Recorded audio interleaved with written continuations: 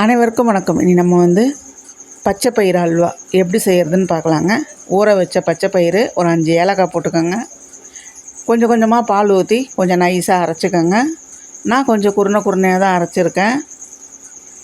அதே கப்புலேயே அரை கப்பு எண்ணெயும் சேர்த்து எடுத்துக்கோங்க. ஒரு கைப்பிடி அளவுக்கு முந்திரி பருப்பு எடுத்துக்கோங்க. கொஞ்சம் ஊற்றி நல்லா வறுத்து எடுத்துக்கோங்க. கலர் மாறினோடனே வேறு தட்டில் எடுத்துகிட்டு அதே கடாயிலே நம்ம அரைச்ச விழுதை ஊற்றிக்கலாம்.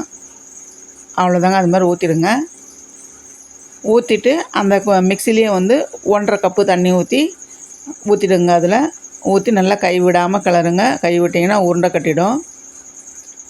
அவ்வளோதான். இந்த மாதிரி கை விடாமல் கிளறிட்டு நம்ம எந்த கப்பில் நம்ம பச்சை பயிறு எடுத்தோமோ அதே கப்புலேயே 1 கப்பு சர்க்கரை. நீங்கள் இனிப்பு நல்லா சாப்பிடுவீங்கன்னா 1.5 கப்பு போட்டுக்கோங்க. நான் 1 கப்பு சர்க்கரை தான் போட்டிருக்கேன். இந்த மாதிரி சுருண்டு வந்தோடனே இன்னும் கொஞ்சம் நெய் சேர்த்துக்கோங்க. கை விடாமல் கிளறுங்க. எப்படி பார்த்தாலும் உங்களுக்கு 30 நிமிஷம் ஆகும். கிளறிட்டு நீங்கள் முந்திரி பருப்பு வறுத்து வச்சோம் இல்லைங்களா, அதை போட்டுக்கலாம். அது கூடவே கொஞ்சம் நெய் எடுத்து வச்சோம் இல்லைங்களா, அதையும் ஊற்றிக்கலாம். அவ்வளோதான். ஊற்றிடுங்க. ஊற்றிட்டு எப்படி பார்த்தாலும் நம்ம 30 நிமிஷம் கிளறணுங்க.